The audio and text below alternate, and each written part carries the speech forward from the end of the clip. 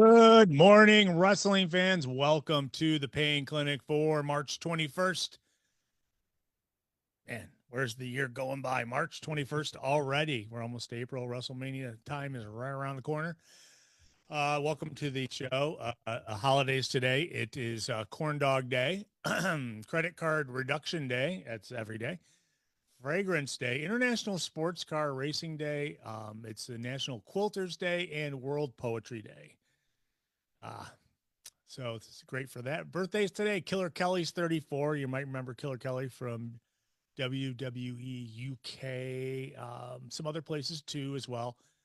I believe TNA, AEW at times. Killer Kelly is 34 today. Interested in roller derby? Want to be a skater? Officiate Rock City Roller Derby needs you. Contact recruitment at rockderbyrecruitment@gmail.com and join Rock City Roller Derby for the men's team. Flower City Fear, FLOUR, flowercityfear.com. Season's ramping up. We appreciate any help we got. We're looking for everything from everywhere. And thank you guys for joining us here today to talk about the world of professional wrestling. As we creep to the end of March, we got a few things we do want to talk about today. And I'll just throw you out. These are the few things we're going to talk about. Revolution results from AEW.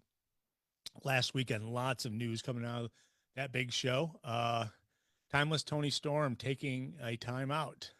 Say that five times fast. Ronda Rousey appearance. Tony Khan potentially are actually a bidder for when WWE was for sale a couple of years ago. And some other news building up to WrestleMania. But first off, I am the Cash Man. Thank you for joining us here today. It is another beautiful day in Rochester, New York. Not really, but it could be worse. I'm going to say I can live in 40s. You know, last weekend was St. Patrick's Day parade. Absolutely freezing, snowing, all sorts of terrible things. Not quite this year, but welcome. I'm joined today by a couple guys you might remember. DC Dan Cole's here, as well as Rob Sanderson and DC on remote. So you probably just see my ugly picture if you're watching on Facebook, I'm guessing. But we also have Rob as well, and those guys are going to chime in when they're in, and I'm sure they'll be in pretty soon. Rob, you there, buddy? Not just yet. I see it's still muted. So we're going to, but I did give you the idea of some of the things we're going to talk about. We had an exciting SmackDown last night. What do you guys in the chat room think about this buildup for Mania? You know, I mean, we had to legitimize Randy Orton as a heel last night, and they had kind of went that way with using Matt Cardona as the avenue to making Randy Orton look like a big heel last night. Be amongst other things, we had tag team title change. We had you were there for a second, DC. There you are. How's it going, DC? I'm in a car, so I don't know how well this is going to work. It sounds okay. It sounds like, can you hear me okay? I can hear you just fine. You're like Gary Newman. Here in my car, I will do the pain clinic. All right. Well, thank you for joining us. And Deep Rob Sanderson's here as well. Eventually, when I see the mute go away, I know Rob will be attached with us. But I definitely want to jump in right off the bat talking about Revolution and AEW last weekend and all the craziness that has happened since that pay-per-view. Rob, there you are. Good Rob. morning, maybe. Morning. Hey, there you are. Okay.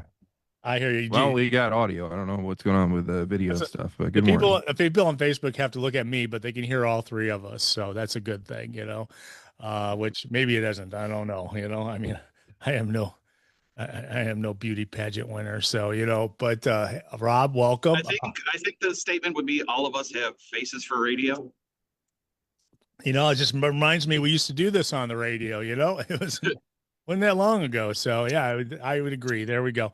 Rob, DC, thank you so much for joining us. So Rob, right off the bat, we're talking about AEW Revolution last week.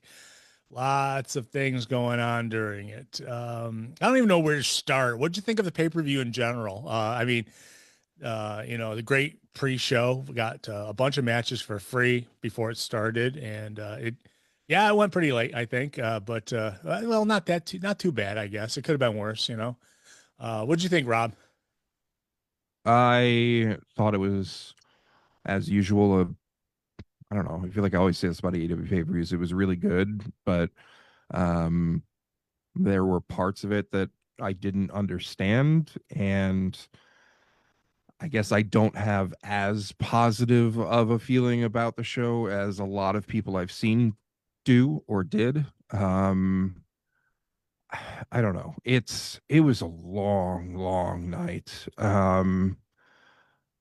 I I hate the storyline with Hangman.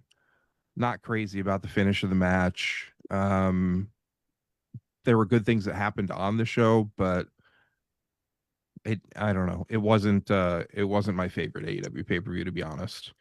Why are the dogs losing, for example?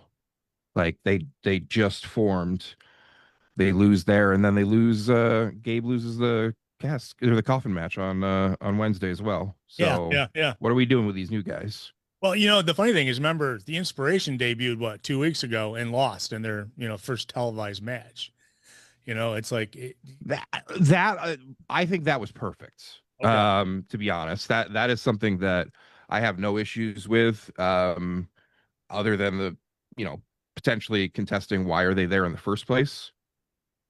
exactly. Um, and it's weird that they haven't been there since. And I that's one of my continued gripes is like you've got people that you make a big deal out of signing and then they're gone. We got to see two matches from Jordan Oliver and Alec Price after that announcement in the same week. The second one only being because they had to move the collision taping to the same Dynamite night, and we haven't seen them on AEW since. There's a lot of that stuff that just what was the point of having the Inspiration? Like you sign them to multi-year deals, so at this point they've had two matches, one of which was not televised. Like, did you need them? I don't know. I mean, I like that they lose. I like that they got in. You know, they lost that match. They got a no offense. They made their opponents look good.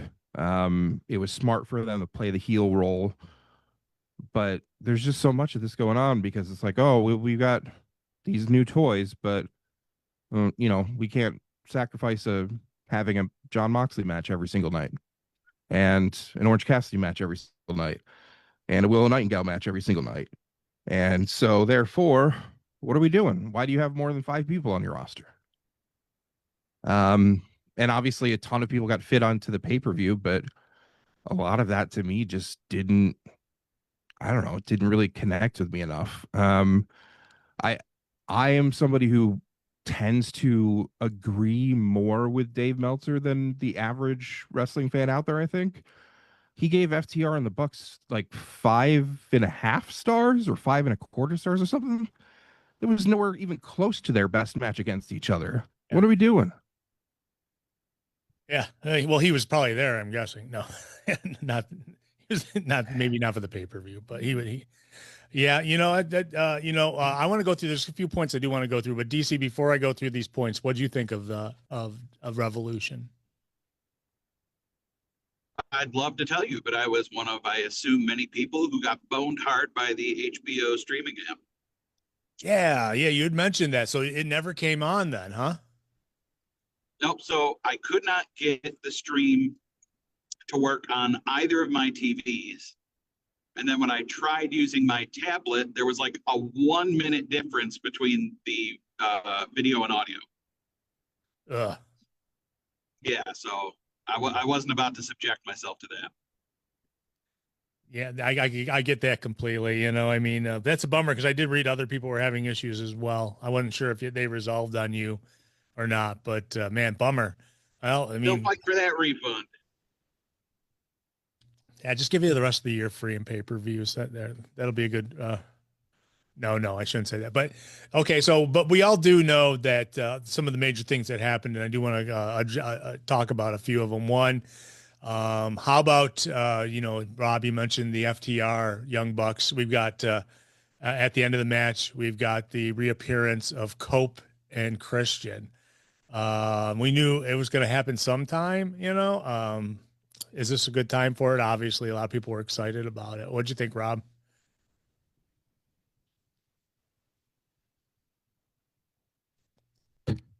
I'm not hearing you. Hold on a second. Did we lose the teast? Oh no. Oh, he was there for a second. Now he's on mute. Well, what did you think, DC? I mean, you know that, there'd been Cope and Christian rumors going on for a while. They were going to come back. Obviously, Cope was making some TV shows for Disney, I think, or something. I don't know. Percy I mean, Jackson. Yeah. For me, that was one of the things that ruined the outcome of that match. Is I knew that those two were sitting in the wings, just waiting for the time to come back, and I knew they would have to come back and exact their revenge against FTR. And I fully see AEW giving them a title run. So not a surprise, but I mean, good to have them back. Yeah, no, I get that. It's good to have them back. I mean, it's like a shuffling the cards with AEW recently, with people being injured versus people coming back from injury. So it's you never know what you're going to get. Maybe Rob, maybe you're there now. I saw that the mute went off, but and it's still back on. I hope you're not having issues with the computer.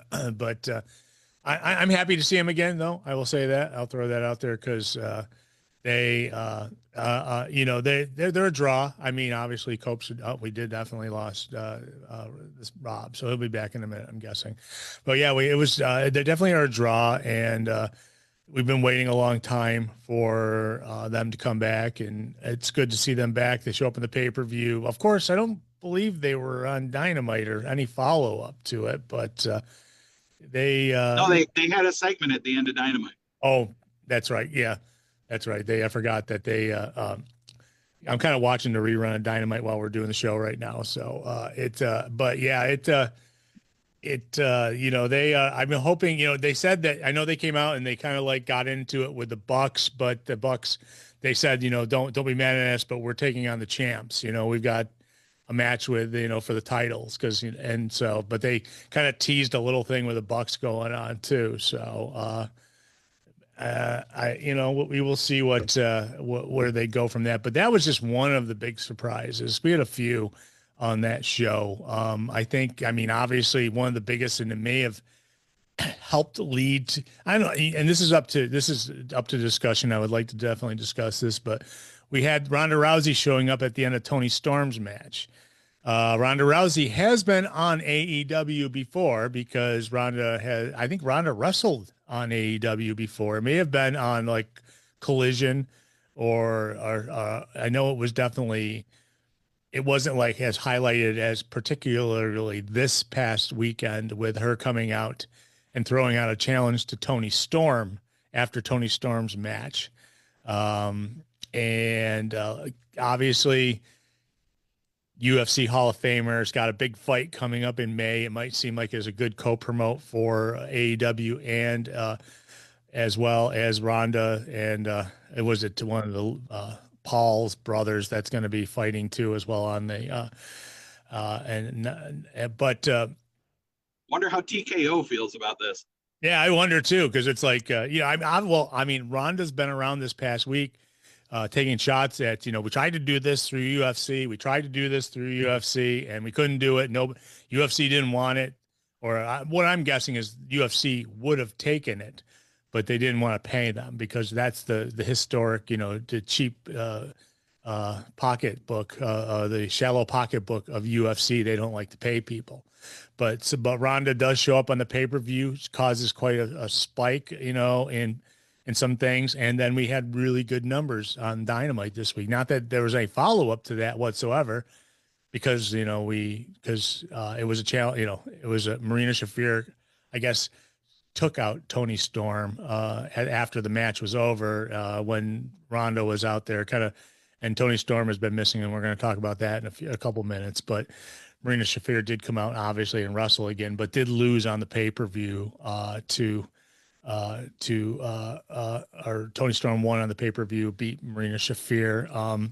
But I know, Rob, you had your opinions on it, and I know how you feel about Ronda Rousey. Do you see any positives? I mean, it's not like a CM Punk situation, but Ronda Rousey does kind of spike the needle a little bit, don't you think, Rob? Not worth it. No, I absolutely hate it. I think that I would not have liked this 5 years ago when things were a little bit better between her and professional wrestling. Um, her as a human hasn't really changed in my mind at all. For the better, it's still not great. And I don't want to see her come in and beat anybody who's an actual professional wrestler who actually does this stuff. What she said about wrestling and stuff, nobody should book her or hire her after that in wrestling. Like that to me was her saying like I'm done with pro wrestling, and I was hoping that was true. I didn't care about anything she did in WWE. It made a splash in the beginning, sure, and she was part of, a main event and all this stuff. Cool. Okay, we've moved past that. Like she can't hang in the ring wrestling wise with these AEW women. She can't. She's in a true fight, absolutely, obviously, but she doesn't understand professional wrestling.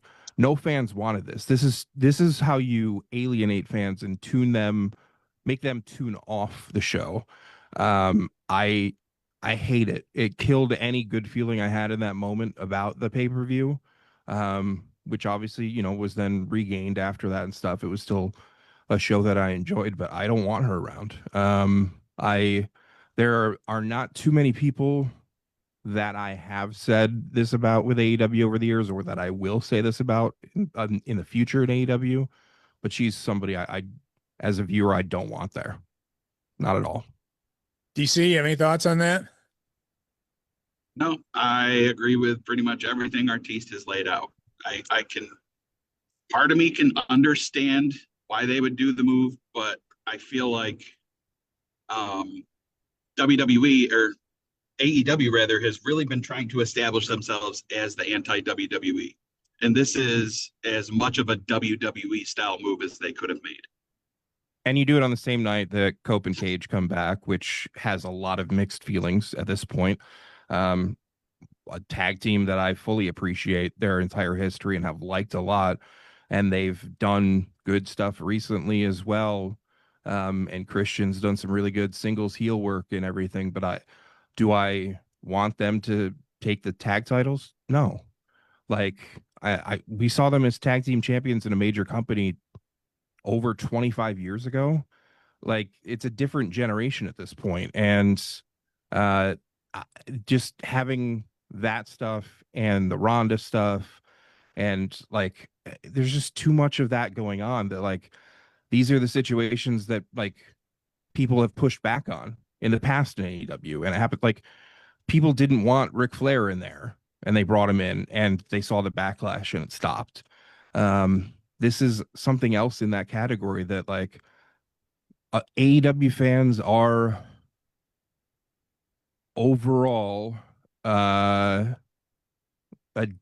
different category of people than average WWE fans. I don't know how to say that. And like WWE fans are more accepting of certain things, and we're in a very divided time in the history of this country and stuff. And there are more people who are WWE fans who are more willing or excited to see somebody like a Ronda Rousey than the fans that are at the place that are chanting F Ice and everything else. They don't want a Sandy Hook denier.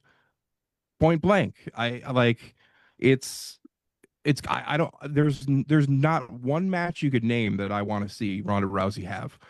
The last time I saw her wrestle was that tag match that she had with Marina against Billy and Athena, and it was a good match. I want to see it? No.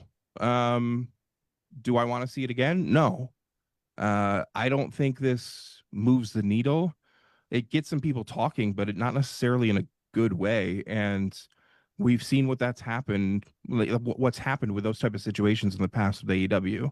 It's the same thing. People continue to this day say like, oh, well, you can't deny that CM Punk like sold a lot of tickets for AEW and whatever. No, it was a mistake. I hated it. It was the worst era in AEW for me as somebody who's watched since day one. It took away what the company stood for and being an alternative and not doing this stuff. And it makes me not care about the product when stuff like that happens. It's not worth it. Like, I don't give a crap about the attendance numbers and the ratings numbers and stuff. Like, with ratings were very good for Dynamite this week. Should I care? Maybe, because we do this show. Do I care? No, because I thought it was overall one of the worst Dynamites in months. It was another terrible follow-up to a pay-per-view. Dynamite. Like, I don't care about that stuff. I care about the product itself, and I don't like the direction where a lot of this stuff is going. I think it's stupid to have Hangman in this situation. Again, how do you not learn your lesson for doing that storyline the first time around with Cody? But we're doing it again. Yeah. And then you bring in Ronda, and then you set up the Copen Cage immediately to get a tag title shot, which doesn't make sense to me. Like, could you at least build that up and like have it not happen until like Double or Nothing or something? Like, give fans a chance to care about it first or something. Do you think the press conference and Tony Khan bringing up, oh, that whole stipulation, that's just like a handshake agreement? Like, is that him balking at that? I don't know. Because like I don't know what else he should have said in that moment. He definitely should have expected that question was coming, though. And to me, it's all a lose-lose. If he never challenges for the world title again, that's absolutely stupid. He's one of your top homegrown guys. If he does challenge for the world title again, that's absolutely stupid, because you're going back on your word, and you're being just like every other wrestling company that, oh yeah, this person's gone forever. Loser leaves, insert promotion name here, all this stuff, and then they're going to be right back. There's no good outcome to that. I agree. The interesting thing is this is the kind of thing, like the only time we've seen it happen recently before Cody had to leave the company, without, getting an opportunity again. And that's what happened. And could this like ride the rest of Hangman's contract until what he leaves, or it just makes me wonder. Like, I don't see him leaving either. Like, Cody, it made sense, like whatever, like he got back to the big company and stuff, and was somebody who people wanted to see win the world title there. Yeah. Had a legitimate chance of doing it and did it, and good for him on all of that. Hangman's not a future WWE champion. I solidly do not believe that will ever happen, and I don't even know if it should happen. And I like Hangman, but it just, I haven't seen one person that was like excited about that storyline or care. Like, what was the point of that? Because again, it was Hangman who suggested it. It wasn't MJF who did, which makes no sense. Why would you offer that up if nobody's even asking you to do so? Yeah. And like we've talked so much about that Cody stipulation over the years, but when I think about it even more, like, he could never challenge for the AEW world title again. Okay. So he does great things with the TNT title, helps build that up. Cool. Really liked what Cody did in AEW and everything that, obviously his contributions and stuff as well. But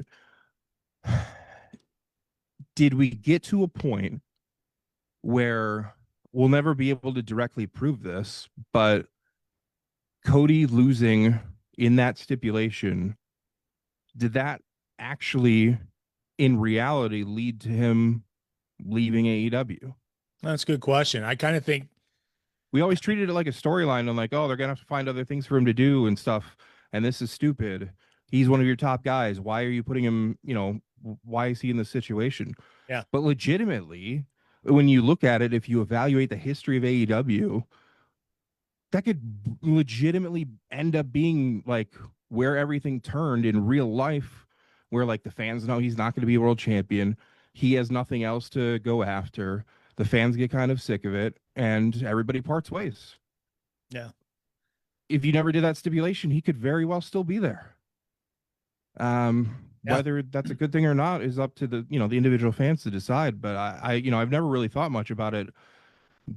It's true real life effects, but I think it's absolutely to blame and indirectly then kind of credit to WWE to being given that opportunity to have your top guy now in your company. You have the reason you have him there, the reason that he like is now like a main eventer and everything else. Like WWE didn't treat Cody like a main eventer a decade ago. He went out, he built himself up with all of his work in all of these other companies and everything, came back, took over the company. He's the guy. Yeah. WWE benefiting strongly from that, where if nobody had done this stupid storyline in AEW, the entire picture that we're looking at now, it's like a Back to the Future thing. Like everything changes. The whole timeline potentially changes. So yeah, no, I agree. And I think if anything, and think about it, Cody's not any more different a character than he was when he was in AEW. I mean, that was the character we're getting in WWE right now is the same one as he was in AEW.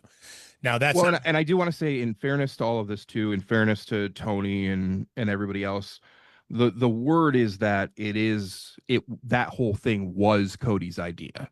So Cody does have to get some of the blame on that. I'm not necessarily saying that he's innocent of any of this, but regardless of that, Tony has final say on creative, so he absolutely takes responsibility on that, whether it was his idea or not. Yeah, and I mean, it's stipulations. It's stipulations that are they running dry on like what kind of serious stipulations they can have in matches that they have to do something like that. I mean, we've seen it in other ways. It's like I've seen it where it's like, as long as I'm holding the title, you can't challenge for it again. And that we've seen that before across the board with every company pretty much. And then that person loses the belt, obviously, and then the next person's available to, that person who was held back can now win it. I've seen it in TNA. And you know how you avoid all of that stuff? And just don't do it. You don't even have Hangman in that match in the first place. If we go back again, changing timelines, put Andrade in that situation, in that match, give Brody King the title and do something. Like, there's so many other decisions they could have gone with, but they put themselves in the situation of like, oh, I guess we're going back to Hangman again, which they didn't need to do. And here we are. Yeah, I think he was early up in, if he was going to, for the challengers for the new champ there, MJF, if he could have gone through more than a few people before he got to back to Hangman. But Hangman, I think Hangman, I mean, where was Hangman going? You don't need to go back to any of the same recent champions or challengers. There are too many other people, and now you got Ospreay back and everything else. Like, there's no need for this. Yeah. So yeah, that's what DC, obviously, we've been talking about the stipulation and everything and how it turned out, which, it's like, obviously we talked a couple weeks ago, it was too early to take the belt off MJF. So that means that Hangman was going to have to lose. I didn't need to see a syringe put through his cheek, by the way, but I did. But now Hangman cannot challenge for the title ever again. And it's kind of like we were comparing it to Cody. Cody had to leave the company for the, because he was never going to get the heavyweight title again. What do you think, DC? Well, Cody had to leave the company because people were kind of tired of him. But were they tired of him because he had nothing else to do? Because he was in the situation where he couldn't ever hold. I mean, let's clarify that as well. He was never AEW World Champion. Captain Cody, or I mean, it could be debated for hours. The whole stipulation is dumb. Too soon to do that match. I'm sure they're going to find a way to weasel out of it, though. Like, oh, he won a match where the winner he's not challenging. He won an opportunity. I don't know. Well, they're going to find some way to weasel out of it. You heard what Tony Khan said, right? He said that there was a handshake. Oh, it's just a handshake deal. Yeah. But we're right back to what we were talking about a couple minutes ago with the Ronda Rousey thing and stuff, where it's just like, okay, you're now in this situation with Hangman that, like, you can't go, like, if you go back on that stipulation, you are exactly the same as the company that you're trying to be the alternative of. If you bring in Ronda Rousey, CM Punk, Ric Flair, all these people, you're exactly the same as the company that you want to stand apart from. You want to offer something different to people, and people have appreciated that. People have embraced an alternative. I don't want another WWE. It's the same way that I'm sure there's going to be another topic on the show today about somebody that put a bid in on WWE, and thank God that did not get accepted. Yeah. That was so.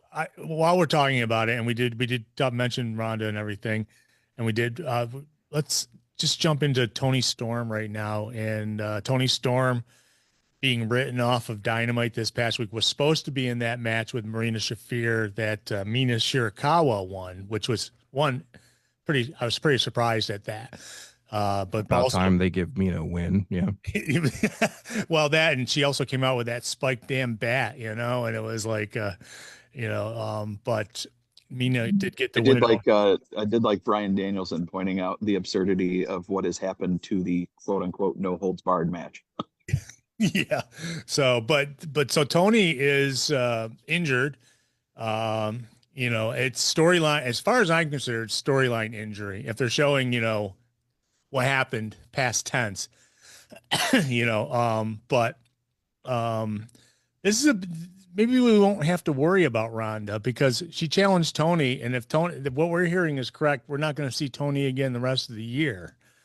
And it's March, so the rest of the year is 8 months, I mean, almost 9, I don't know. I mean, we're kind of trying to theorize what happened, what kind of, did something happen during that 9-minute match on Revolution against Mina Shafir? Is it something that happened between her and her husband in a dark room, or maybe a light room, depending on what they're into.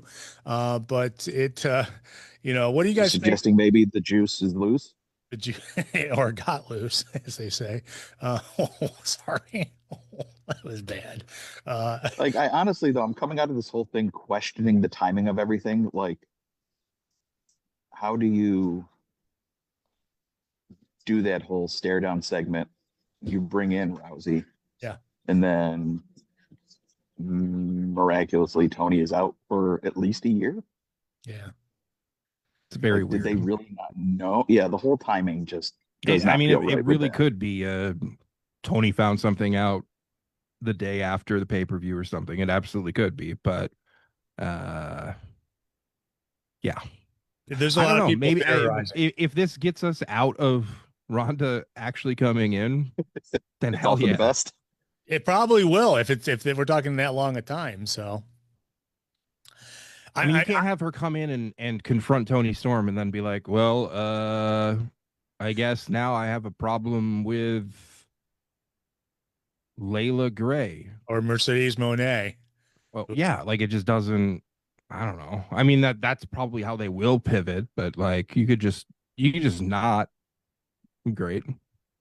Yeah. So what we're theorizing is probably that maybe Ronda is pregnant. I mean, not Ronda. I mean, Tony is, but maybe there was an injury in that match, something that they're just not. It's just they're not being very specific about it, and they kind of storylined it off on Dynamite. So that means that they didn't show replays of anything. They just showed, someone was attacked backstage before the show, or that's what they said. So, everyone in the world's going to theorize on what's going on. We kind of joked around, thought maybe she's pregnant, and it could be the case, and it may be as well the case. She is married, and husband, does travel with AEW as well. So if it is, that's great news for her. Maybe she wants to keep it private and not let everyone know.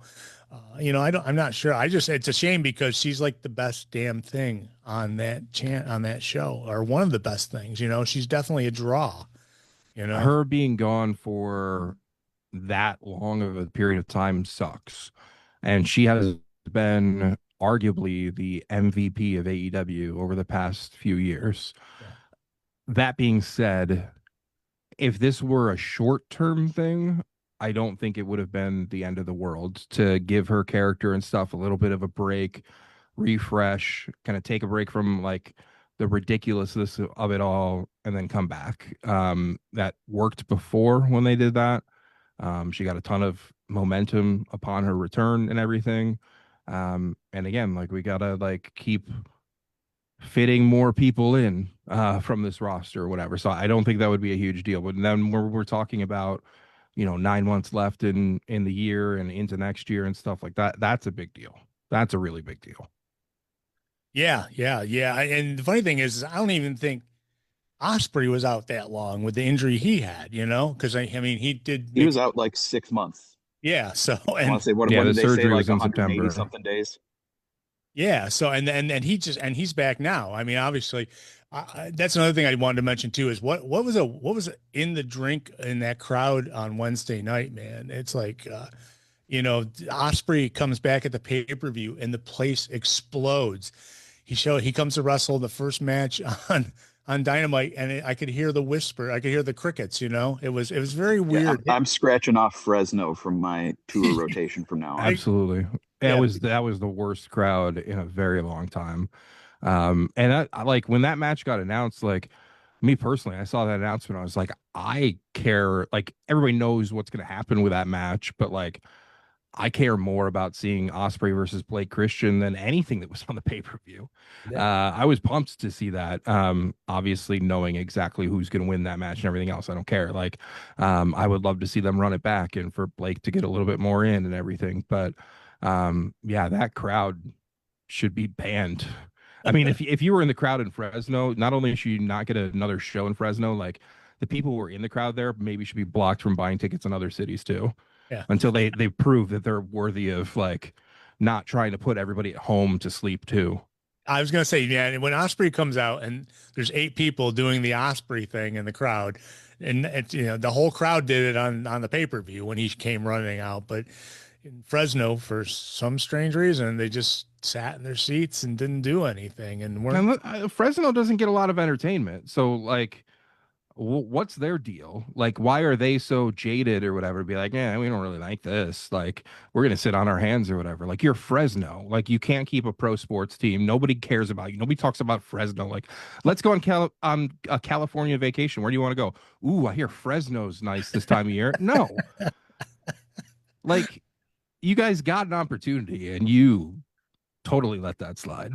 Yeah, it's a bummer because they had a great crowd. It was packed. I mean, obviously, it was, they're drawing numbers, and at least ticket sales now, so it looked good. But yeah, they had but you said it was kind of Maybe we can start a conspiracy because everybody likes to do that these days. That WWE hired all of these people to go there and be quiet and make it look like the show sucked.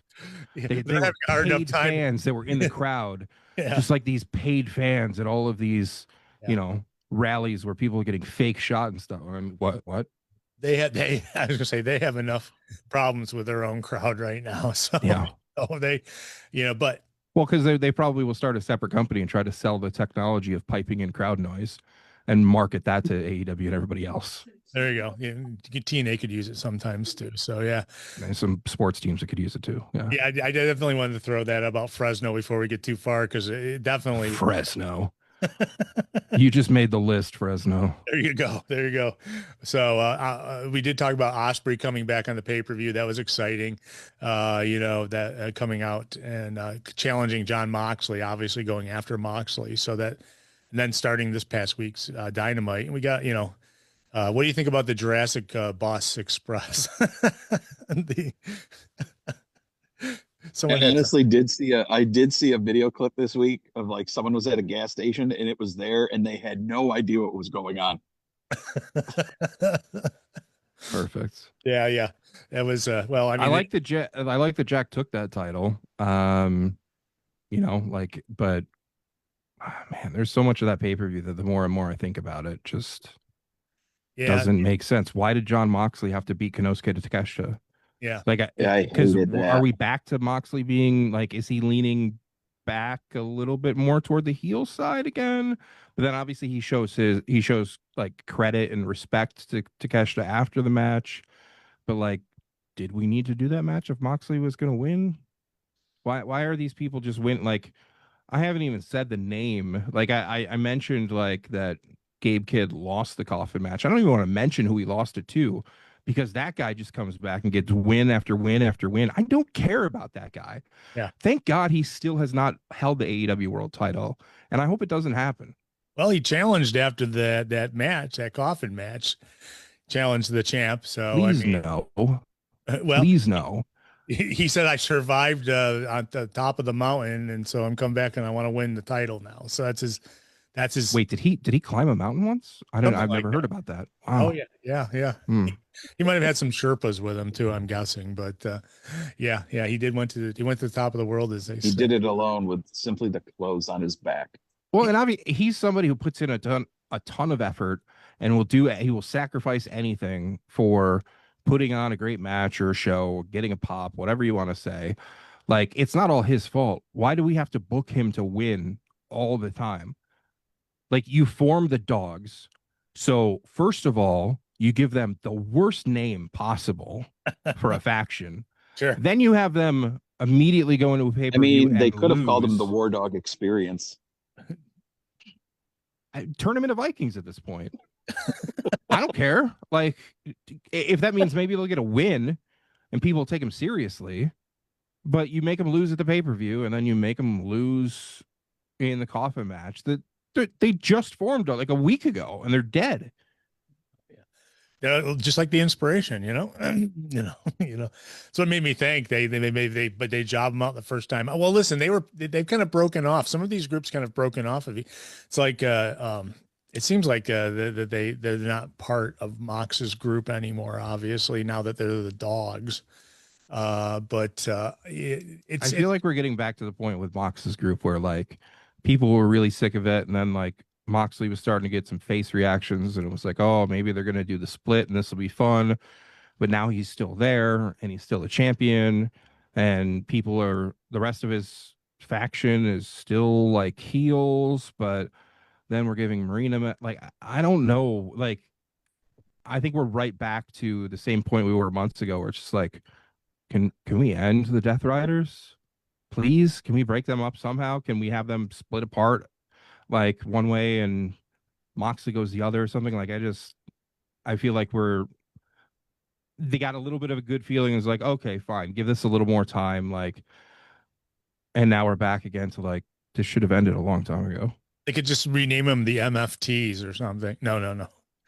That being in obviously WWE, but They still got like 4 more years of nonstop every night to get to that point. But yeah, I was gonna say, but it's interesting because it's like like Okada kind of not coming out with Roppongi Vice there and a 3-way too, which was kind of weird because didn't see Don Callis at all with that. I mean, he might have been on commentary. I can't remember, but they're kind of like mixing things up a little bit now. Maybe I could see why you're saying that maybe this wasn't a great Dynamite this past week because one, a lot of the victors weren't there and the losers as well, so they just had to fill in with a lot of other people, but the pay-per-view. Well, and listen, there were things that they set up. I like when a pay-per-view generally has like big returns and stuff like that's exciting.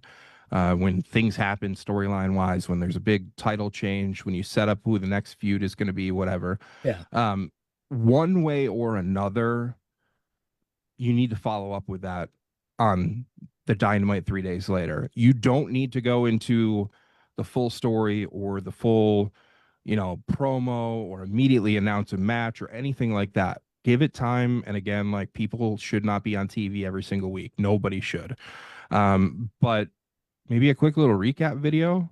If you're gonna do something with Ronda Rousey, again, please don't. If you're going to show a 1.5 second clip of her showing up at the pay-per-view, and then like next week we're gonna hear from blank or something, as opposed to being like, oh, we're just gonna ignore what we just did.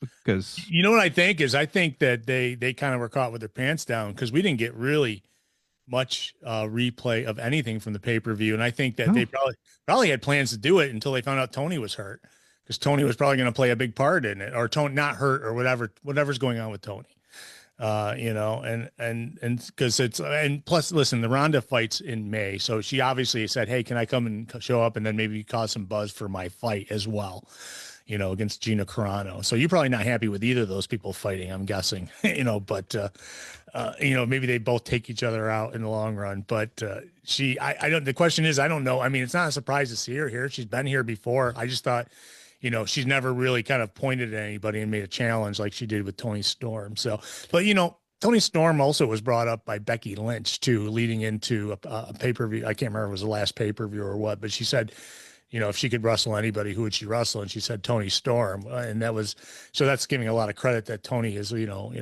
crosses company borders and stuff like that, about how popular she is, but I think that I really felt that maybe Ronda just showed up just to get her face out there because her pay-per-view is coming up, and it's pretty much in the last 2 weeks, all she's been doing has been, taking down TKO and UFC for like their policies, and because obviously she wanted to do it through them, and they didn't want to do it because they don't pay people, which we hear more and more about now. But she's been like on a burn the bridge media tour recently with talking about UFC.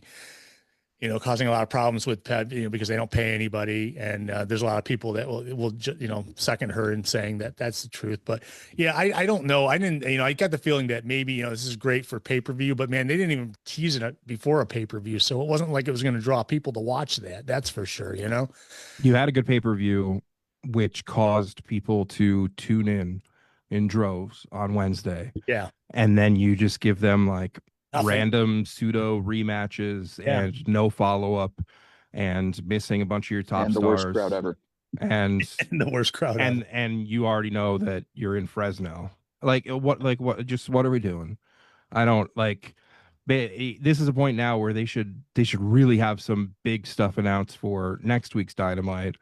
I don't even like, they kind of barely talk. Apparently there's a Collision tonight and tomorrow, which there's was barely two, mentioned. Two 1-hour ones, which there'll be one, but it's after the NCAs. That could be at 10:45. That could be even later than that. Yeah, yeah. That was pretty late last night that I was watching. It's, you gotta realize that was not the best episode and fix that and make people who tuned in on Wednesday actually care to tune in again next week, which right now I think there's a lot of people that are just like, oh, okay, well, I don't know why I watched this. Yeah. They drew well over 100,000 more viewers than the week before. And you're right. They're going to say, well, that wasn't anything special. I didn't see Ronda on there. I didn't see, any of these things that made it, you got a backstage. Your world champion wasn't there. Yeah. The well, guy he was who lost the match and can never challenge for the title again wasn't there. No, you're right. Tony Storm wasn't there. Yeah. Like none of this stuff happened. It's just like, we'll probably do another match with Moxley and Orange Cassidy and Willow, and I'll just beat a dead horse like they do. And the worst thing is you got that trios biting the guy's crank segment when they were holding him upside down to pile drive them, and then all of a sudden they start biting at their nether parts. It's like, what am I watching? I thought you were referencing for a second the Marina got bit as well. Oh yeah, her boob. Yeah. Tony was, I don't know. It's just sad though. It's like, I have a feeling that, that big bump we're going to get is going to disappear before next week's show, when we come to, but it shows you word of mouth in the world of pro wrestling. And it's like, there still is so much dissatisfaction with other things out there in the world of wrestling that people are giving AEW a chance. And you can see that they have slow growth over the last couple of months. So, well, this is a really important time too, because now I assume most wrestling fans are fully in WrestleMania season, with that being less than a month away. And you've got to try to find a way to stay relevant in the next month. And that Dynamite wasn't it. No, I'll tell you right now, the biggest thing I'm looking forward to at WrestleMania is Jelly Roll versus that Toxic guy. No, I'm kidding. Oh. No, Toxic. The what's his name? The one Toxic Turtles. No. Damn. What the hell is his name? What's his name? Wilson. Toxic Avenger? Yeah, no. Yeah, Toxic Avenger. He's taking on Wilson. Yeah, Britney Spears is gonna wrestle. Kip Wilson knocked him down or took him out last night and left in the ring, and the segment ended with the camera on Kip Wilson standing over Jelly Roll laying on the ground. So yeah. The only good part of that, I don't know when that match is, but I have plans that calling night. him Jimmy Jam. Yeah. You know what's funny is last week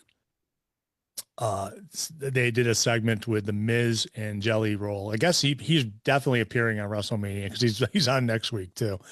But Miz is like, remember 2 years ago when you were at Mania and we had to help you up? And it's like, that was the funniest thing. He goes, you know, he's congratulating him on his Ozempic loss or whatever it was, you know, and he was like, but he cut a promo talking about that whole path of, now I'm kidding. In reality, folks, I could care less about Jelly Roll being on WrestleMania. That, you know, that's the that's the entertainment side of the WW part, you know, that some of the times I could care less for, but they're hurting there too. So it's like, but that, so hopefully, which was the one other debut that I want to talk about. Kenny Omega coming back. He was as well on Wednesday on videotape. So, He was gone, what, like 2 weeks? I know, and they made a big Yeah. deal that he was coming back, but it's like not like Osprey, bro, not like you know. I mean, to Osprey. be honest, if I were somebody that was in the crowd in LA on Sunday, I'd be like, oh, I'm supposed to be happy that you're here, like, but you're not wrestling when you could have just wrestled. Yeah. And I bought this pay-per-view ticket and like, what? Like, no. That the people don't want to see him make a surprise return after, yeah, again, like 2 weeks or whatever. Like, It was, and we're turning the lights off and stuff too much too with all this stuff. Not necessarily that one, but a lot of this, like, like pretty soon we're gonna turn the lights off for like JR to come back to the commentary desk for a match.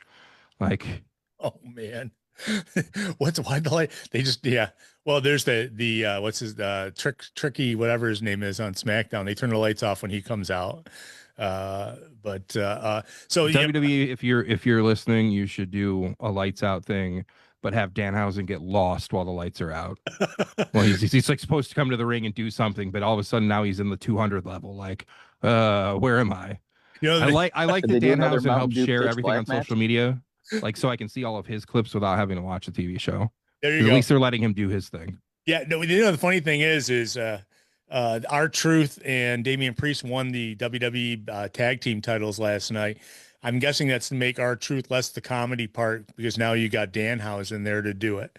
You know, or you know, to take it's he's entertaining. I'll give him that. But he's doing the same thing he's always done. It's not like this is something I don't understand why he disappeared off AEW and never got brought back. He could have been doing all this silly stuff backstage. I don't think we're ever going to see him wrestle. I think I talked about that before. It's the same way that he was completely entertaining before he was ever in AEW. Yeah. It's not necessarily a credit to WWE or AEW or the indie feds and stuff. It like there's so much Danhausen content out there that like he put on YouTube and did him like it's just him. It's entertaining. So yeah, for you to not like for any company not to be able to use him properly when like all you got to do is be like, hey, Donovan, how many minutes you want tonight? Oh, you want like a 2 minute? Okay, yeah, just do what you want. It'll be entertaining. We're gonna laugh. And they let him do his stuff. That's his creative stuff. That's not, and no one's writing that for him, you know. And he's disappearing like he always does. As soon as you turn your head one way and you turn back and he's gone. They've been doing that, consistently. He does, I guess. They changed his stats on he's on both Raw and SmackDown to 6'7", 300 pounds, which is not absolutely accurate, but he is going. He is. I mean, if you use the 3-inch, 30-pound rule, which I had to do some math on recently for another match, it's close. No, it's not, but his demand on being put in the Hall of Fame has still not been confirmed yet. But I find him very. He's funny. I definitely get it. And people love it, and people are now starting to dress like him in a crowd. You know, and they're a company that actually knows how to do merchandise, so it's only going to get better with that. Yeah, definitely. Because he like give him some quality t-shirts and all sorts of non-t-shirt merch, and it's going to sell. And the other company did not take full advantage of that at all. No, and yeah, in fact, he was still Pro Wrestling Tees. I believe he was still selling all his stuff through them then too. I think does AEW work through them too? I'm trying to remember. Yeah. Okay. Yeah.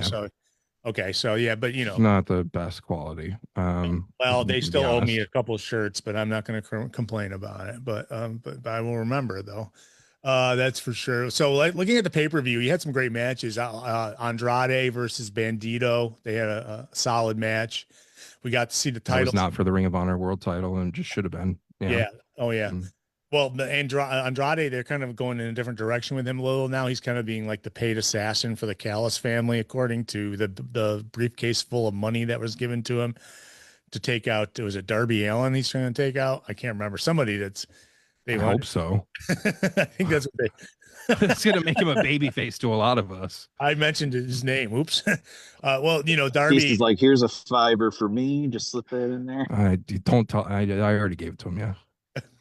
Darby, Orange, and Roderick did win the, or they beat the Dogs. We mentioned that in a Tornadoes Trios match. Why? So, Why? There's no reason to make that booking decision. When I look back at the results of every AEW pay-per-view to date, the most mind-boggling decision is for the Dogs to lose that match. There's no justification to like why did just because like Roddy's kind of a baby face now, or like because you're like again like there's nobody out there that's a bigger Orange Cassidy fan than me. Yeah. He does not need to wrestle every night, and he does not need to win all the time. This is also how you don't book people, like how they didn't know how to book Danhausen. Like Orange was at his best. Like if people still think that Orange Cassidy can't wrestle, they don't know pro wrestling. He's a fantastic professional wrestler, and he proves it once or twice every single week on your television screen. That being said, he was most over in the time where he was doing goofy stuff, and then every once in a while he would have a match and it would blow people's minds. That is gone because now he wrestles more than anybody else. Yeah. So why do you even still have that gimmick and stuff? Like you want him to use his like lazy whatever gimmick. Somebody that's lazy and whatever is not wrestling more than anybody else in the company. That doesn't make sense. There's no logic there. And it's overkill, and nobody should wrestle that much. Yeah. And well, I mean, remember he was gone for a while. So it's like maybe they're just trying to catch up. There's average matches a week or something.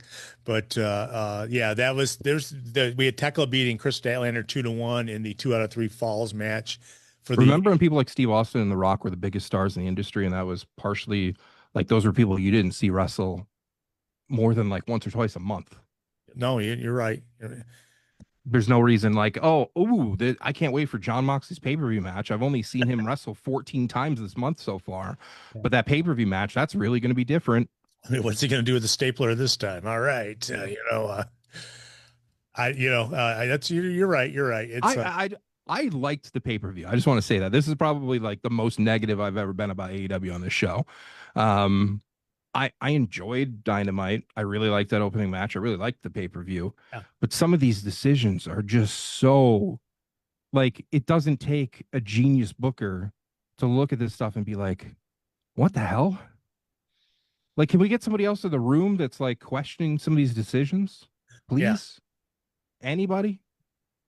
Oh, I would agree. And and you book a B show pretty much for the post AEW pay-per-view follow up, which especially in a big I'm sure they didn't know that Fresno was going to be so bad, or because you could tell right from the first match. Think they knew that. I didn't know that. We know that now. You could tell from the first match, and then when they had Swerve Strickland sitting in the chair in the dark, and you could hear a pin drop, that was like, well, this crowd is bad. I'm going to go on record and say that crowd was worse than the average over the years, hated on, usually rightfully so, crowds of one place called Corpus Christi, Texas.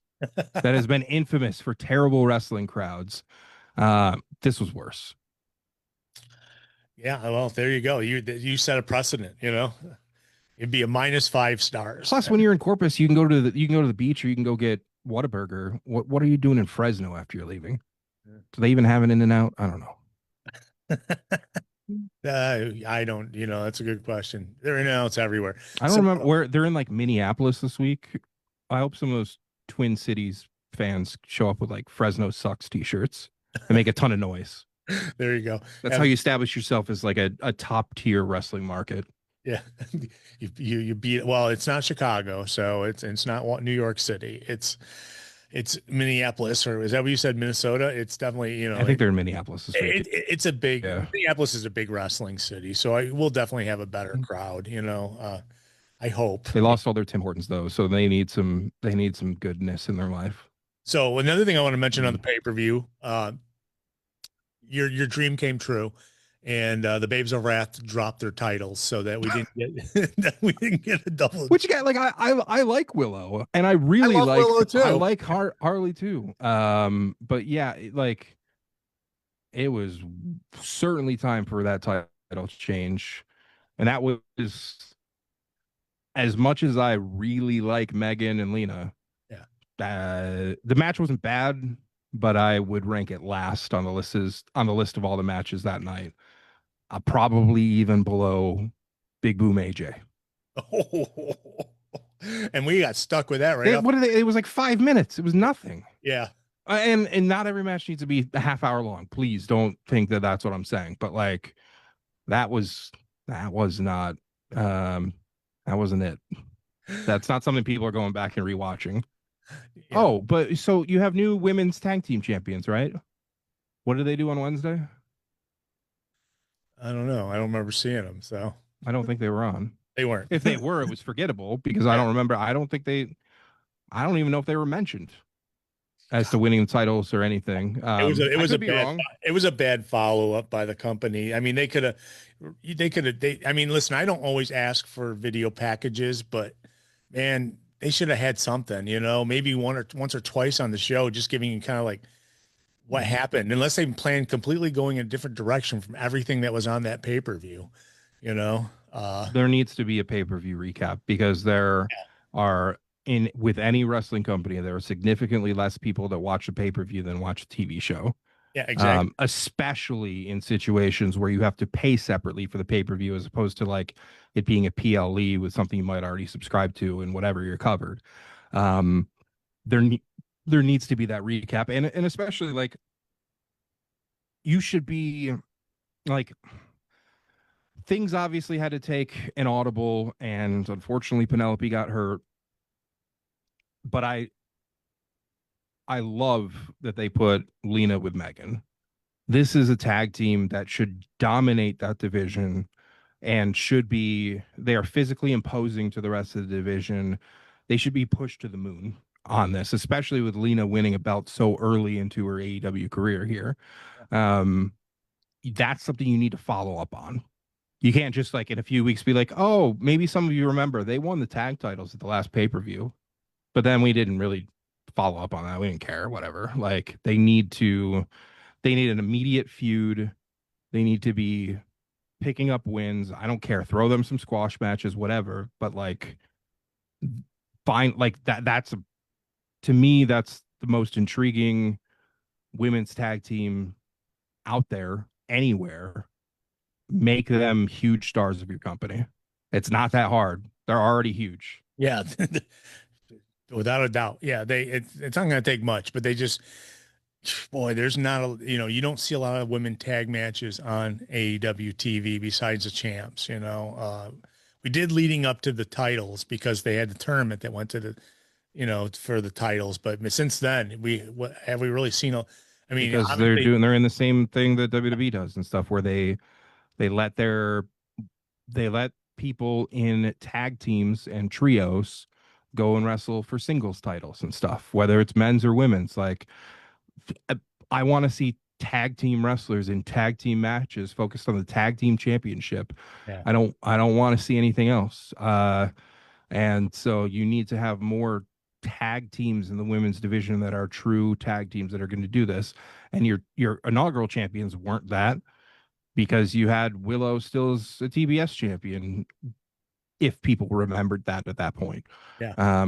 So time to establish some more women's tag teams and actually let them solely focus on tag team matches. Well, remember we had Tony and Mina were tagging, and probably still would be if Tony wasn't whatever was going on with Tony, But then Tony was in all this single stuff. That's as what well, like yeah, just keep Tony and Mina as a tag team for it doesn't have to be forever, but give it like do a 3 month thing, whatever and stuff where like all they care about are the women's tag team championship. yeah, there you go. Like, I thought that's what was happening when the tournament was going on. I thought that that's why I felt like they were going to win it.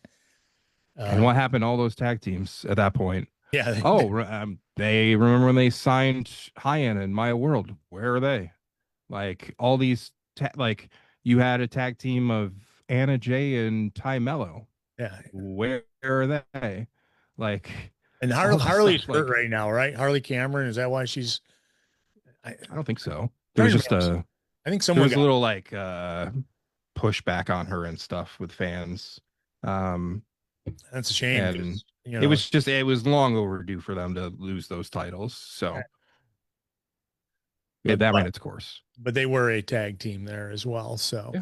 Yeah, Yeah, they have like tag team like moves and a name and gear, matching gear and a Contron and Yeah. everything that like and merch. Like you have to be a tag team. There's too much of that, like, and I guess a lot of that blame goes on Vince, but there's been just way too long of like, all right, let's throw two people together and they're a tag team and Yeah. fans are going to care about them as tag. No, they need to be an actual tag team. oh yeah, like Ember and Monet, they Go ahead and make Orange Cassidy and Roderick Strong a tag team and Yeah. let them only have 2-on-2 matches and let them win the AEW World Tag Team titles. That's fine. Like make that their focus. And then in that time, don't put them in singles matches. Don't put them in trios matches. Don't let them do anything else. Yeah. Make Roddy have to wear denim so they have matching gear. there you go. You can do something like that. I mean, who knows what they're doing? I guess we'll find All out. this booking next week. advice for free, Tony. But Take some of it. I do want to mention one thing about this Swerve's announcement this past week was Swerve is now going to be wrestling Kenny Omega for his EVP ship, I guess, EVP position. Why? Yeah, see, because it's not like the EVPs really are like in charge, I mean, it's a And title. nobody out there believes that Swerve would legitimately become an EVP from winning a professional wrestling match that is Yeah. booked and predetermined. Yeah, it's That's not how this works. So like, can we stop doing? Like honestly, I would rather see another one of those $200,000 matches than an EVP status on the line. Yeah. Well, the thing is the only people who ever did like anything with that position was the Young Bucks when they were, being the EVPs and like, telling people they were off the night and stuff like that. But nobody ever has used They that. did fun with that. They don't need to go Yeah. right back to that same kind of storyline or anything. I can only imagine if Swerve did win, what would he suddenly would have power or something? Maybe become I don't know. It's just that those guys have power, but it's never been made a point on TV that they can, they wield this power that they can do things with, so I don't If know. you're doing this big heel turn with Swerve, then Swerve should not lose a match with Kenny Omega No. right now. Swerve also should not be given fake EVP status. Is he going to walk out there with a clipboard and a tie on like Stone Cold Steve Austin or like, Yeah. no, like it's dumb. Like to me, you're in this situation now booking wise where there isn't a good option. Yeah. He loses, that's dumb. He wins, that's dumb. Yeah. For different reasons. Yeah. They're just, like I said, they're always grasping at, things that they I don't can know. Maybe they to could a do something match. where like he just gets a world title match, but then he's like, hey, nobody asked, but like, why don't I do this? If I don't win, I can never challenge for that title again. This is a great original idea that everybody's gonna like and hasn't been a giant failure before. Yeah, there you go. How you can have like a group of guys not able to ever win the title again, have them like a tag team or And something. they break off, start their NWO, and they have their own belt You that know they what can I see? challenge for. There you go. I can see also them beating someone who's a champion and the referee not giving them the 3 count, or you could stretch it out to that point, or not giving them the 3 count, but giving them the 3 count, but giving the belt back to the guy who's out cold on the ground, That's, I don't know. I've thought about it. That's my booking in my head going on. It's like, and it's crazy, but yeah, there's some, yeah, I don't know how you get out of this with Hangman. Just to sort, I mean, like literally, like if I'm the booker, like say you're the booker that's just taking over the product, like you're the new hire, and they're like, here you go, here's a binder that's got like all sorts of information and stuff, and all right, so what do you want to do with Hangman? yeah, No, this is on you. This is not I like there's no way to get out of this. Like there's no good solution. So maybe I don't know, like this company has thrived on like just having wrestling matches, and like maybe we get back to a little bit more of the traditional like, hey, here's some wrestling matches with some baby faces and heels and stuff, and this is just going to be a good match, and like, oh, what ridiculous storyline and gimmick and stipulation do we have to come up with this time? yeah. You don't have to do that all the time. You do not. So, yeah, wow. That pay-per-view definitely had, I knew it was going to be some intense, in-depth look at it, and we did. And it did. I mean, following like the social media results, I feel like if you're following along on social media while the pay-per-view is on, you'd see like just, it sounded like a perfect pay-per-view, and it doesn't seem too balanced to me though. It was ups and downs the whole night. It There was were a like, lot of really good matches, but at the same time, like I guess it's okay for the LA crowd, but like 12:30 a.m. on a Sunday night, on a night that people are going to work or school the next day. yeah, What? yeah. Why? Do it on Saturday. That's what I was disappointed that they couldn't, do it on Saturday, but so be it. So I mean, maybe move on to something else because we've gone quite a while, but we had a few things we want to talk about. One was so it came out this past week during the media scrum. Was it the media scrum with Tony Khan, where he talked about how he had actually had a bid in for WWE in 2023 when it was for sale, and there was I don't know four where that came out, but I don't think he mentioned it or talked about there it. was well, what it was is there was Thurston reported it this week, and That's what it was. once that went out, I was just like, oh, Yeah, there was four bids that they were taking, they took for it, and his was unfortunately the one that was the worst.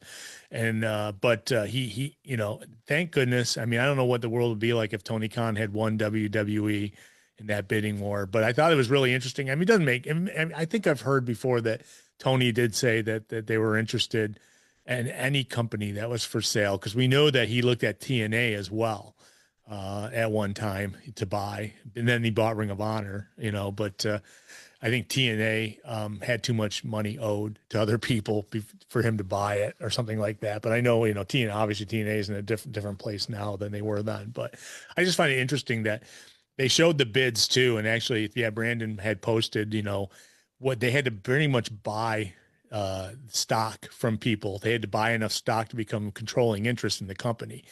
And they showed how much they had bid, and it was the least amount and it was like $75 a stock or something like that. It was just interesting to see that Tony had actually he got a company together to buy it, put in a bid, and did not get it. But, you can look back. so glad he did not get it.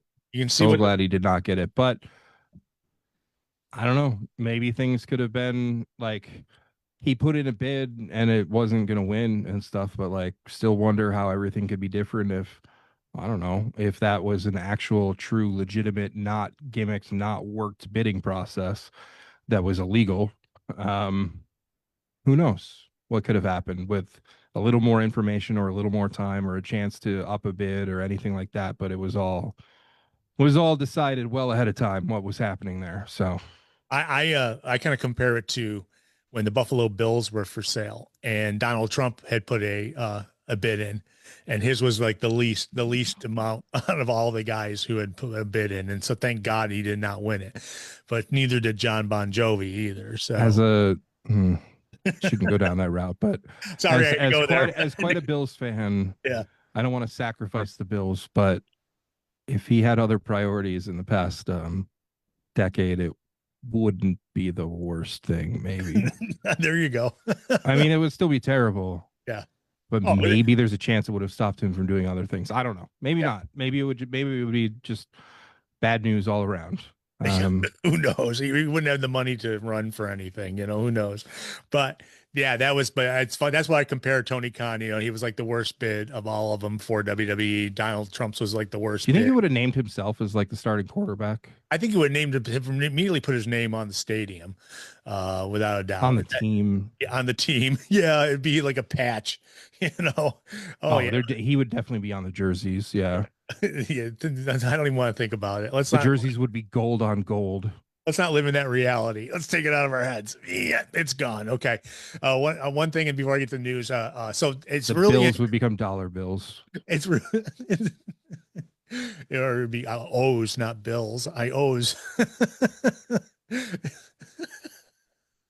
Sorry, those jokes were. Yeah, I got to stop thinking about this. Stop it. Makes me want to throw up. Yeah, get out of your head. So yesterday, this is one last piece of news before I get to the real news, but this is real news. Tama Tonga, who was one of the tag champs as of yesterday with SmackDown, had taken some video of the practices going on before the last night's SmackDown, and I saw the video too, and basically everyone was just sitting around in the entranceway, and there was something going on in the ring. You couldn't see it that well, but apparently WWE, that's a super no-no to WWE, big time no-no, or any wrestling company ever. Yeah, and so they fined him heavily, and then last night on SmackDown, his group lost their tag team titles, which I wonder if that was part of it, because they like to punish you by doing things like that in WWE. They're very, they not only will they fine you heavily, but they'll also embarrass you in front of a crowd or do something like that. And so last night I noticed that they lost the titles, and it's like after I saw the video, and the video did was nothing. I watched it. You couldn't. How dumb does somebody have to be to post that, to make that video public? It was on Anybody Instagram, that's ever worked on any wrestling show ever would know this is probably not something I should put online. Like, what was he gonna? Was he just gonna gain like millions of followers because he was giving like a backstage unauthorized look or whatever, like behind the scenes or whatever? Like, that's not something you show people. Like, it's the most brain dead decision by somebody who's wrestling for the biggest company in the world. How idiotic are you? And I just don't. I mean, if I'm anybody else on that roster, I'm mad at him. If I'm management, I'm mad at him. Like, so brain dead to post that. And like you said, you didn't see anything really, but it was enough to be like, that was a dumb idea. Bye. I saw Solo Sikoa on his phone sitting on the ground next to this. I saw another guy leaning against the barricade on the entranceway. That was about it. I'm sure people have like froze, like paused it and zoomed in to see who is who, whatever. And a lot of that's tricky. And I mean, but like, you work for a major company. Like, this is when you work for like a WWE or something, like they go to the extent of like a big pay-per-view weekend, putting a practice ring in a hotel ballroom or backstage at the stadium or something, so that there is actual privacy from people not seeing this, stadium workers, whatever, and stuff. Because a lot of people have access to these places and stuff, but they go through these extra precautions to make sure that they can kind of protect things and not show every little detail. I know now we're in this Unreal era and whatever else, but still, you don't show that stuff. And certainly as a wrestler on the roster, you're not the one who should be showing that. If they want to show that on like Unreal or whatever, like they can choose to do that as a company. But for a wrestler to do that, it's stupid. Yeah. It shows there's no sympathy for him. and he's from a wrestling company, a wrestling family. He should know better, And he's been in other major companies and stuff. Yeah, it's makes no sense. Yeah, I wonder. The interesting thing is, I've been there like for a couple times in my life. I've been in the arena before a show where you get to see guys working on stuff and everything. And they're always very paranoid when you have a phone in your hand when you're there. They want to make sure you're not taking any pictures or anything. I can tell you very specific experiences like that. I can tell you about the dirty look that one Soraya gave to me as I was talking with somebody against the barricade the afternoon of a Dynamite while people were working stuff out. And then she saw like who was coming over to talk to me, and she's like, oh, okay. They must be okay. Okay. Shit, but it's fine for her to think that. It's like, who the hell is this guy? Why is he seeing what I'm arranging on this show where there's going to be a bottle shot in the ring and stuff, whatever? Like, I didn't go tell anybody. Like, but if you're somebody who doesn't know these people, if some concession worker has to bring the big garbage bags full of popcorn up the stairs or whatever, like they might see something going on. That's not, if they put that out on Twitter, like they'd be in big trouble. They'd be like, Oh yeah. I remember watching in Rochester one of the few times I got to be out with the WWE show. I watched women stepping through the match that they were going to be doing on TV later that day, and then remember there was such a big hoo-ha over the picture of CM Punk and Drew McIntyre. that's a word choice. Hoo- Yeah, no. Hoo-ha. Yeah. Uh, there was a lot of people up in arms over CM Punk and Drew McIntyre talking ringside before a show. That was like maybe a year ago or something, and so it is a big deal. I remember seeing somebody posted one of those dynamites in Rochester. There was somebody who ended up on that area on the stage end, still calling it the stage end, of those seats, like above the whatever, like the weird cutout section there, Yeah, the above the entranceway there. Zamboni doors. Yeah. And like somebody was up there and like took video down to like the gorilla area and like posted online, and like you saw like a couple of like, I think you could see like whatever, not that like you could see like Brody Jr. and like Luchasaurus and people like without their masks on and stuff. Uno, I think maybe as well. And it's like, who is this person? Why is this getting out there? Yeah. So those are big deals when that happens, and sometimes that's hard to prevent things. And then you have a wrestler just like, oh, well, I could do it. No, you can't. You're an idiot. I remember a friend of mine getting in trouble with TNA because they took a picture of the arena of the seats, how many people were in seats in a show in the Blue Cross Arena. That probably led to them never working for TNA. They did work. It's interesting. This makes me think too about like had a recent discussion about some indie show stuff from multiple companies about times in which those of us who were involved in either booking or management or creative decisions or whatever had to work the workers.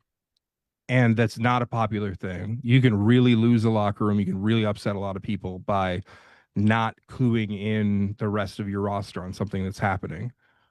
But right here is an example of why sometimes people don't need to know everything or have access to everything or be allowed to have their phone with the TikTok camera like out during like time before doors open and people are working out their matches and stuff. Like there's been decisions over the years that have happened where people got really salty because they're like, why wasn't I told this or whatever?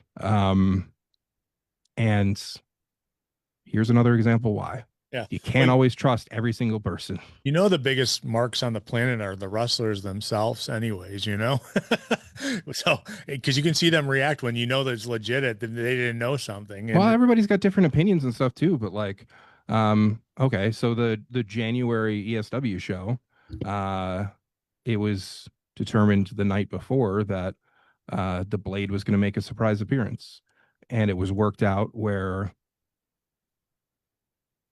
the owner knew because it was his decision.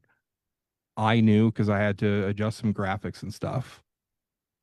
The person running Gorilla and stuff, whose name might rhyme with Schmooper Beast, knew. And that was pretty much it. The people in the match with him didn't know. The wrestlers didn't know and stuff. And this is somebody who was like been there for years and years, was a champion in that company, everything else. But like, you can't always trust that like every single person that knows about it is going to keep their mouth shut or like make the decision like, oh, well, I can tell my girlfriend because they're not going to tell anybody. But that's how stuff gets out. That's how it does. So, Tama Tonga's got his phone out or whatever. Like, I wouldn't be surprised if this week, like, Paul Levesque is like, hey guys, no more phones at ringside before doors. There you go. Like things like that. Like sometimes you got to make those decisions because wrestlers some of them are very intelligent and some of them are not. Yeah. Yeah. I was going to say Just like any other line of work out there. they encourage social media though. They're very, Yeah. but not that. Don't, it's bad enough that we're trying to do an Unreal show here where we'll show that anyways, eventually. But if it's not coming from us, we don't want to see it.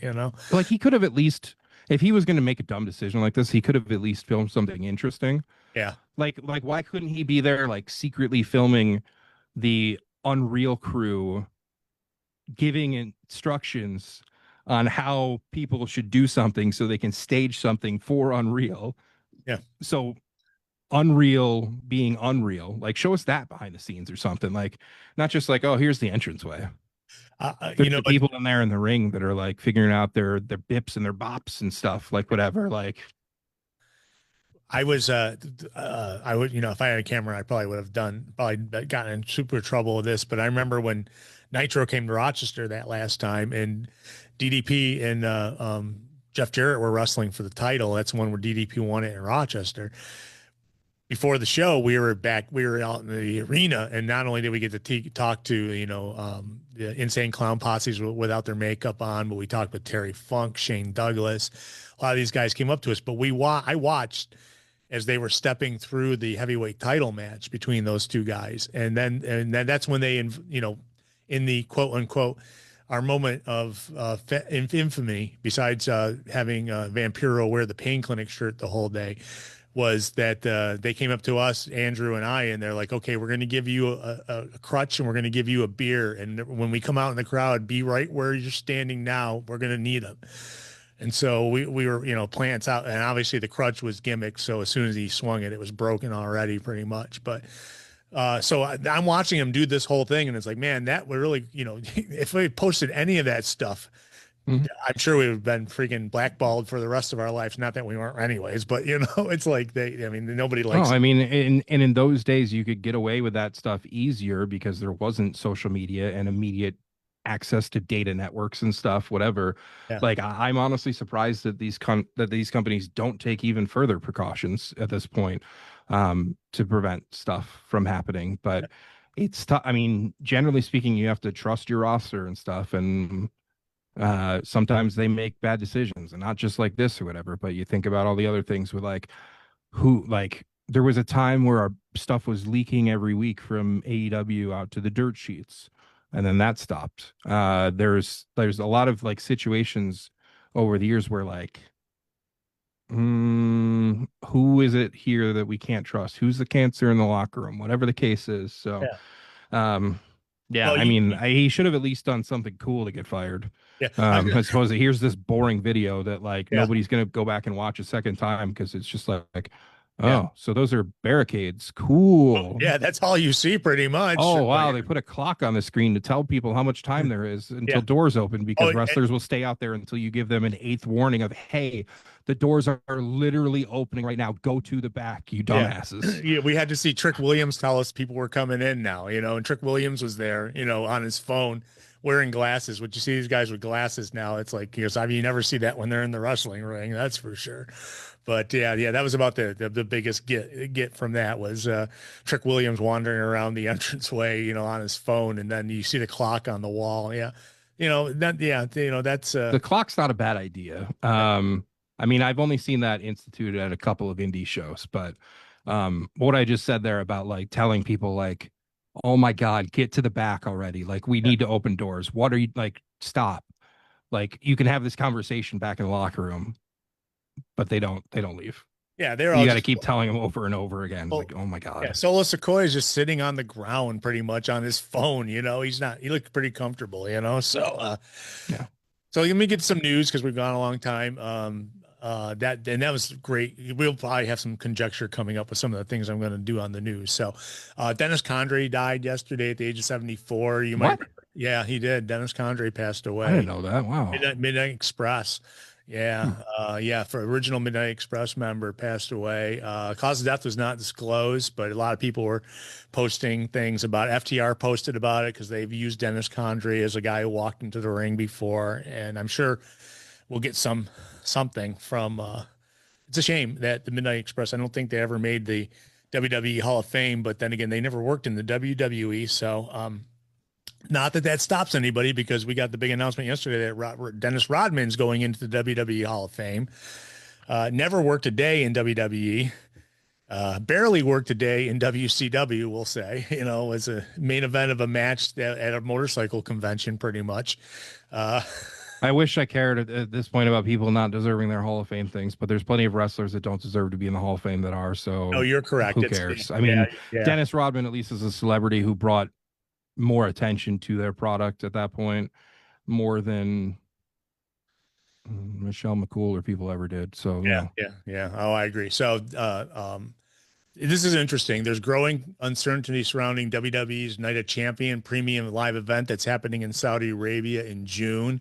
Right now, they haven't officially canceled it yet, but there's a big chance that our 4-day war that's gone now 3 or 4 weeks, if that continues on, and Saudi Arabia keeps being the target of exploding drones, I think that they will be canceling this June event from Saudi Arabia and probably rescheduling it for the United States.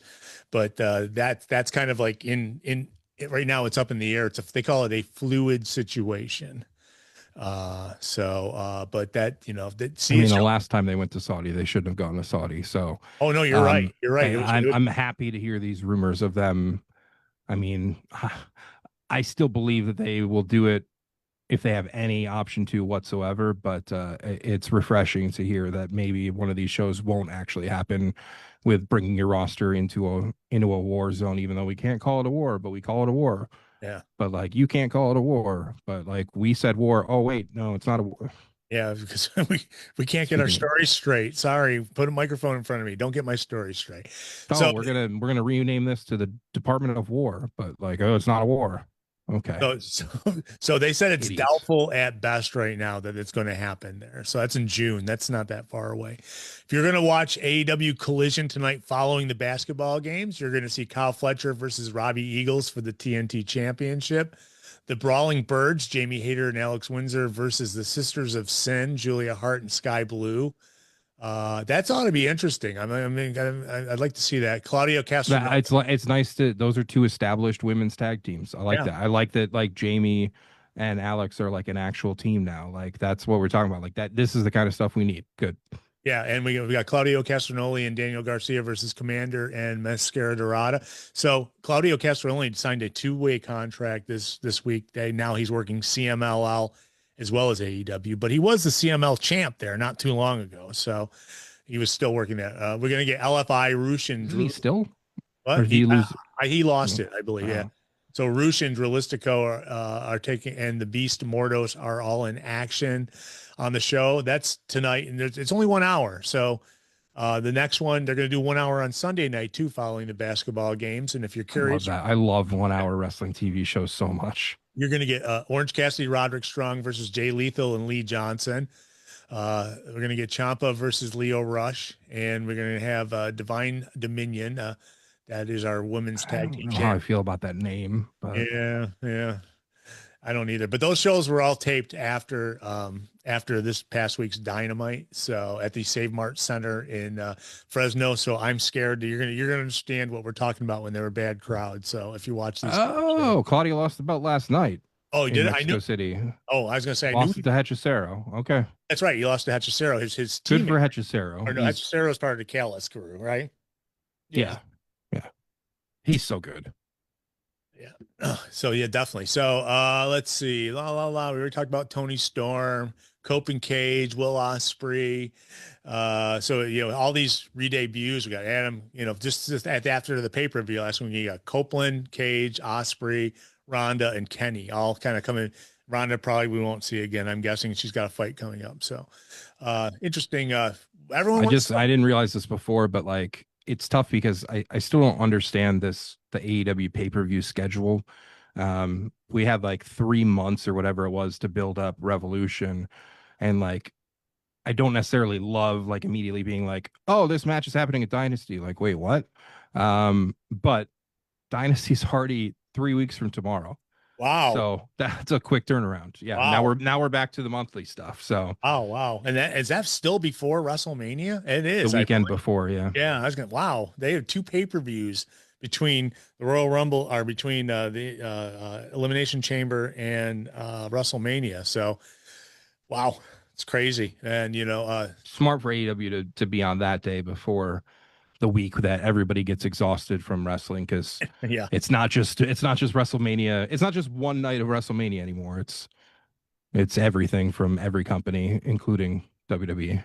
But and everybody comes into town right around then too. So if you ever want to have like surprises, because the whole week of WrestleMania, it's indie shows like crazy going on in. indie shows, conventions, Hall Yeah. of Fame, you name it. Yeah. So they could be coming this way anyway. So that's exciting. Some other news: Ted DiBiase Jr. was found not guilty on 13 charges related to the Mississippi welfare fraud scandal. We had talked, I didn't really kept people up on this, but we had talked about it because this was the whole Brett Favre thing that was going on too, where they were scamming welfare supposedly. But he was found not guilty on all charges. I hope that one of the like true crime YouTube channels that I watch too much of at like 3 a.m. when I should be sleeping covers this in detail, because every piece of evidence I've seen on this case and everything I've read about and stuff, like I did not at all expect that verdict. Yeah, yeah. I mean, I wouldn't have been surprised if it was like, oh, here's a really lenient sentence or whatever else or something, but like, not like what? Like, there's so much paperwork and like purchasing like houses and And boats and boats, and like yeah, a yeah. trail of like every date with every payment and stuff. Like, how? What are we missing? I don't know. Again, I don't know everything about it, so I mean, the jury, all that, like they may have gotten it completely right. I don't know, but I'm now interested to learn more about this case because I was not expecting that at all. Yeah, that was kind of a surprise. And something else surprising, we haven't seen Chris Jericho in a very long time, and he's returning to television this week, but not pro wrestling, not for a pro wrestling company. He's going to be on. He wrote on social media he's going to be on this Sunday night's Tracker on CBS. He'll play a character named Virgil Dean and described as the lead bad guy on Sunday's episode. So you got Chris Jericho, Virgil is the name. Virgil Dean. I was really hoping he was just gonna like show up on the subway or like set up a table and start selling 8x10s without anybody knowing he's there and stuff. Like that would have been a fun gimmick. Shout out to Virgil. You have the sign wrestling superstar and nobody's Yeah. there. You go. Oh, man, I hate like it's a bummer. Like Virgil obviously did a lot of wrestling and stuff, but it's a bummer that we're at a point where like there's never going to be a new Virgil story, because I always loved like every couple months you'd be like, oh my god, I was at this show and Virgil showed up and this happened. Like I miss those. Yeah, remember that show in Akron where That's one of them. he's grabbing the kids 2x4s and telling them to go get money from his parents for a picture. They're with 2x4s they had signed by Hacksaw. Yeah, amongst other things. Yeah, Virgil has some great. He would always show up when you didn't expect him. So, Mike Jones, tipping the hat to you, sir. All right. One last piece of news, and then we can get out of here. I know we've gone a long time. So get this. Oh, I want to mention Mike Santana is going to be at their Amerks game a week from tomorrow. He's coming with TNA to do a promotion.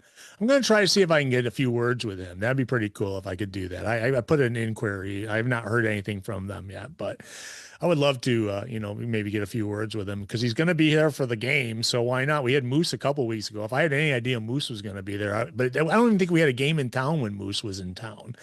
I think he took pictures. Yeah. Yeah. So, but Mike Santana, A couple of good dudes that worked that 2CW loop and stuff. Yeah. I know Santana's doing a seminar next weekend as well at Ground Zero that any independent wrestler should do. It's a chance to learn from the current reigning TNA world champion. Yeah. So, and he's going to be at the Amerks game on Sunday. So it's a pro wrestling day at the Rochester Amerks. So that's why he's there. So maybe they can win a game for once. I did put an inquiry into seeing. Well, I mean, if the Sabres don't keep calling up some of the what players. happens. No, we talked about it. I mean, that's what happens, and it's very rare for an NHL team and their AHL affiliate to both be good at the same time. Yeah. And that has benefited the Amherst a lot over the last decade and a half. And this year it's the opposite, and it sucks what it does to Rochester, but it kind of is what it is. So just hope to see them get back in the win column one of these days. Yeah. Well, let's see. They're on playing next Friday night and then Sunday. So I believe Saturday is a lacrosse game, the Nighthawks, I believe. I think isn't that the same schedule? Because they were home last night. They're home tomorrow. Yeah. And then the Nighthawks are tonight too. Yeah. So interesting. Maybe the Nighthawks aren't just tonight now and next week. I can't remember now. But one last piece of news before we get I heard they're not good either, but I haven't really been following. But, no, they fired their coach and they fired their whole decades. Staff. Yeah. Yeah. They got rid of everybody. And then, it's like, and we got, it's because they are underperforming and they're underperforming bad, I hear. The decision they needed to make was to go back to the teal and eggplant. Go back to the original don't like colors. That dark green or gray or whatever. The military green. Yeah. I'm sorry. I can't stand it. Yeah. I absolutely I can't think of a rebrand that I dislike more in sports than the Nighthawks going from an iconic look to that. Yeah. I don't know if I've ever really said that publicly before, but I can't stand the current color scheme, and the logo is fine as a secondary logo, but it's kind of boring compared to the old. We were original Nighthawks season ticket holders after jumping ship from being Bandits season ticket holders years before that until Rochester got a team. That first year, traveled down to Philly for the championship and stuff. Was a big Nighthawks fan, as a kid. And I look at those jerseys now and it reminds me even more that this is not the same franchise. No, that franchise. Halifax taking the banners and all that's that's over on the West Coast, I believe, or of Canada. East Coast, Halifax, Maritimes. Do they have the same colors, the teal and the? No. I don't even know what they are now. I don't know why they didn't keep it then. I watched the game. It was on. They actually was on a local TV channel last Sunday. And they, apparently this team that they lost to at that game was supposed to, the worst team in division. So, and then they went and fired the coach and everything. Then 2 days after that, the coach and the trainer. So, that's that's. Oh my God. I just went to. I don't know if I need a nap or what. I know that the Nighthawks play in the National Lacrosse League. Yeah. I just pulled up Google on my computer and I literally typed in MILL. Maybe that's because I was talking about those 90s days of indoor lacrosse, but it hasn't been the major indoor lacrosse league for a very long time. Oh yeah. So that was not what I needed to Google. Jeez, I need some coffee or something. Yeah. Okay, so one more piece and we'll get out of here. TNA Wrestling and iHeartMedia announced a new multi-platform collaboration that will integrate iHeartMedia across TNA's premium. Who's that? Yeah. I don't know. A weekly television program, digital platforms, and fan experiences while tapping into iHeartMedia's expansive nationwide audio network to engage fans across broadcast, live events, and digital media in new and dynamic ways. Well, I'm just going to say that we were family with iHeart for many, many years, and I could never imagine a company ever getting behind what we were doing. And now I see this, and it's like, oh, well, you know what? We're available if the money's right, iHeart. I'm just going to throw that out there. I'm going to bite my tongue on that. Yeah, I saw this morning because TNA is doing 2 nights in Syracuse next month. Trying to get some ticks to that too, because it's a Wednesday and a Thursday or Tuesday and a Wednesday, I think. Yeah. Which is also 3 weeks from this coming Tuesday and Wednesday. Tickets for those 2 nights, average the 2 nights together, it's probably about 700 sold for each night. Not great. Boy. Yeah. Ooh. So, but I credit to them for, they're doing stuff like sending wrestlers to Rochester to promote. That's not something we've really seen before in wrestling, going to a different nearby city to promote shows, to try to sell tickets and stuff. So they're trying. Yeah. Well, kudos. That's why we're getting Mike Santana next Sunday. So hopefully I might get a few words with him. We'll see. Or a week from Sunday. So gonna try at least, see if I can, if not, I could, go to the hockey game and enjoy it and enjoy. I know Colin will be down there doing stuff too. So on that note, we're gonna get done. NCAAs are starting in just a few minutes here. Jump back into it. Shout out to Villanova losing yesterday. Yeah, I that don't was have a ton of interest in this tournament compared to most years, but I still have been watching all of it. yeah. They're an 8. Some They're an really 8. fun. That Santa Clara finish to the game. Oh my God, that was That fun. 3-point by Kentucky there with like Yeah. 2 seconds left. Even though Santa Clara's coach was calling timeout and they ignored him.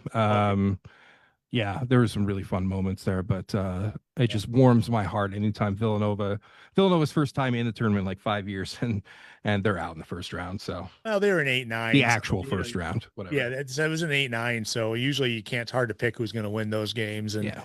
obviously Villanova didn't show up. So, but yeah, there's you know what, we'll be down to 16 by the end of tomorrow.